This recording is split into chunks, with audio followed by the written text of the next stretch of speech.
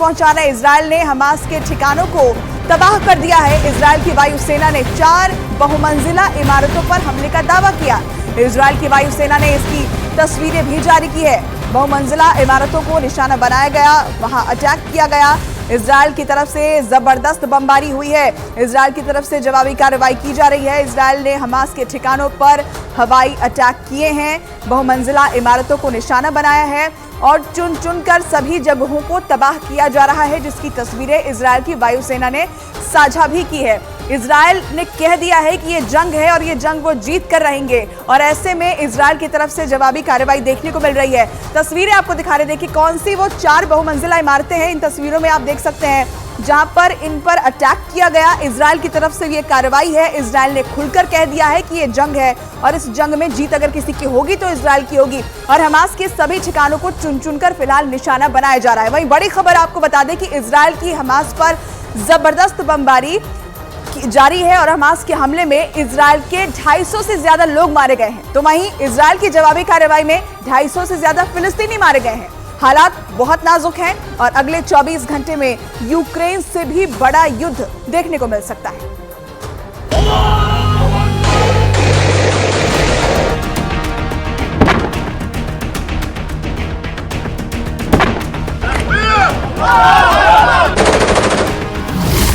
Ukraine से भी बड़ा युद्ध शुरू हो चुका है।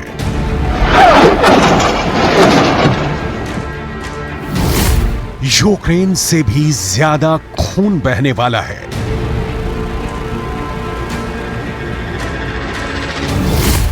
यूक्रेन से भी बड़ी तबाही होने वाली है।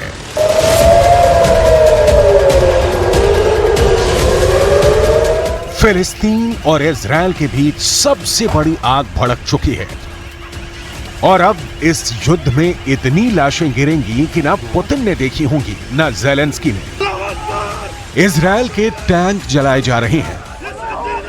ये तस्वीरें इजरायल को सालों साल झटके देती रहेंगी। इजरायल में हजारों रॉकेट से हमले हो रहे हैं।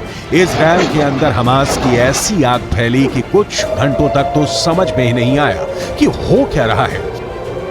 इजरायल के प्रधानमंत्री ने कह दिया है कि अब युद्ध शुरू हो चुका है। इजरायल पर हमास के सरप्राइज हमले से पूरा इजरायल हिल चुका है। यह हमला जमीन के रास्ते हुआ है। कंटीले तारों की बाढ़ काटकर हमास इजरायल में घुस चुका है। मोटरसाइकिल पर सवार यह हमलावर अचानक इजरायल में घुस गए। यह हमला समंदर के रास्ते हुआ है। हमास की स्पीड बोट इजरायल के किनारों पर हमले के लिए पहुंच रही है। यह हमला आसमान से हुआ है। ग्लाइडर की मदद से हमास का मिलिशिया इजरायल में किसी कमांडो की तरह उतर रहा है। 7 अक्टूबर 2023 ये इजरायल और फिलिस्तीन की तारीख में ऐसा खूनी दिन कहा जाएगा जिसके बाद वर्ल्ड वॉर की बात होने लगी है। हमास के कमांडर ने इस हमले को नाम दिया है ऑपरेशन अल अक्सा फ्लड। इजरायल के प्रधानमंत्री बेंजामिन नेतन्याहू ने भी कह दिया है कि युद्ध शुरू हो चुका है। ישראל, אנחנו במלחמה, לא במבצע, לא בסבבים, במלחמה. הבוקר חמאס פתח במתקפת פתע רצחני נגד מדינת ישראל ונגד אזרחיה. אנחנו בתוך זה משעות הבוקר המוקדמות. अभी की तस्वीरें क्या है, ये आप इजरायल से आने वाले वीडियो को देखकर समझिए। खून खराबा बहुत ज्यादा होने वाला है। ये युद्ध थमने वाला नहीं। गाजा से लगे इजरायली इलाके जल रहे हैं और अब अगले 24 घंटे बहुत ही गंभीर होने जा रहे हैं। अभी की तस्वीर क्या है, ये आप इजरायल से आने वाले वीडियो को देखकर समझिए। खून खराबा बहुत ज्यादा होने वाला है। ये युद्ध थमने वाला नहीं। गाजा से लगे इजरायली इलाके जल रहे हैं और अब अगले 24 घंटे बहुत ही गंभीर होने जा रहे हैं।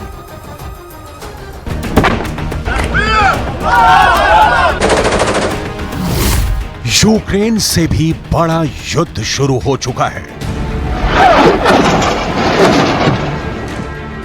हमले की शुरुआत कैसे हुई, ये बहुत गौर से देखिएगा। जो तस्वीरें विचलित कर सकती हैं उन्हें एडिट करके हटा दिया गया है। ये हमास के हमलावर हैं जो 7 अक्टूबर को सुबह सुबह इजरायल के एक मिलिट्री कैंप पर हमला कर दिया। इस दौरान हमास के इस ग्रुप ने ग्लाइडर का भी इस्तेमाल किया और फिर ये उड़ते हुए इजरायल के मिलिट्री कैंप के पास उतरे। ग्लाइडर पर 2 हमलावर सवार हैं और उनके हाथ में है मशीन गन। ऐसे कई ग्लाइडर लॉन्च किए गए और फिर उन्होंने उतरते ही इजरायल के अड्डों पर गोलीबारी शुरू कर दी।